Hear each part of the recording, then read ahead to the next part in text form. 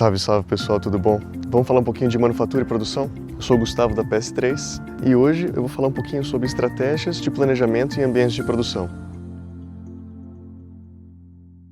Então, para o cliente poder receber o pedido certo, na quantidade certa e na data que ele precisa, é importante que a gente use a estratégia correta para fazer a nossa produção. E para isso a gente precisa conhecer quais são as características principais de cada uma. Existem 4 principais estratégias de planejamento. O Make to Stock, que é a produção contra estoque, Make to Order, que é a produção contra pedido, Assembly to Order, que é a montagem, ou a composição do produto sob pedido, e Engineer to Order, que é o desenvolvimento do produto contra pedido.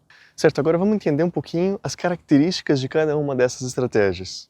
No ambiente Make to Stock, ou produção contra estoque, a gente tem uma característica principal que é você manufaturar o produto e colocar ele no almoxarifado, esperando que o cliente faça o pedido. Normalmente são baseados fortemente nas previsões de demanda e nos consumos históricos. Isso também é muito usado em ambientes em que você tem um produto muito padronizado, certo? E com uma demanda conhecida. Então isso faz com que a gente veja, por exemplo, isso nos supermercados, sabão em pó, alimentos. Todos esses produtos que têm uma demanda conhecida costumam seguir o ambiente Make to Stock, certo? Essa estratégia Make to Stock. Os pontos fortes, por exemplo, que a gente pode ter a gente tem uma otimização dos nossos recursos, porque a gente tem uma visão de longo prazo, certo? Então, a gente tem as nossas visões de demanda, de previsões, então a gente consegue otimizar os nossos recursos. Porém, isso pode ser um ponto negativo, porque se a gente não tiver uma previsão de venda muito refinada, conhecer bem as sazonalidades e tudo mais,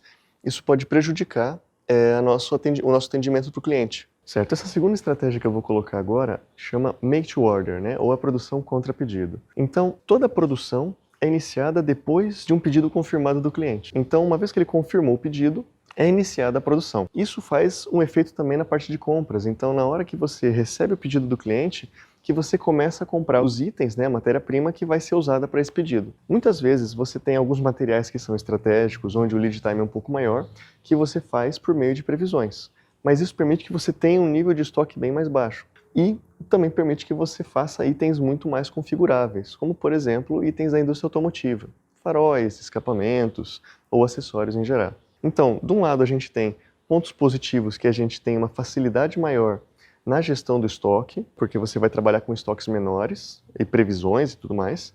Porém, de outro lado, a gente tem dificuldades de rupturas, porque se eu não tiver uma gestão muito boa dos itens críticos e uma velocidade de compra desses itens que eu vou precisar produzir, eu posso ter muitas rupturas. Certo? A próxima estratégia chama Assembly to Order, ou montagem contra pedido. Então, ela é uma mistura entre o que a gente tem no Make to Order e o que a gente tem no Make to Stock. Então, ao invés de colocar produtos acabados no nosso almoxarifado, a gente vai pegar subcomponentes ou subprodutos, colocar no estoque, e os pedidos que vão aparecer, eles normalmente vêm a partir de um catálogo.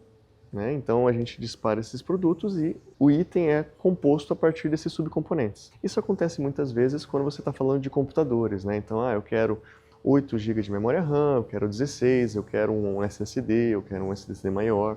Então a gente faz essa composição e monta tudo no final. Então a gente tem vantagens de ter os estoques já prontos, certo? Então a gente tem muita agilidade. A gente também tem as vantagens de, se a gente tiver algum problema de previsão de demanda de produto acabado, como esses são subcomponentes que podem ser usados para diversos produtos, a gente acaba não perdendo essa venda, certo? Só que ao mesmo tempo, se a gente tiver problemas na produção desses subcomponentes, a gente não tem muitas vezes a agilidade de reagir e produzir isso em tempo que satisfaça as expectativas do cliente para poder compensar essas diferenças de estoque.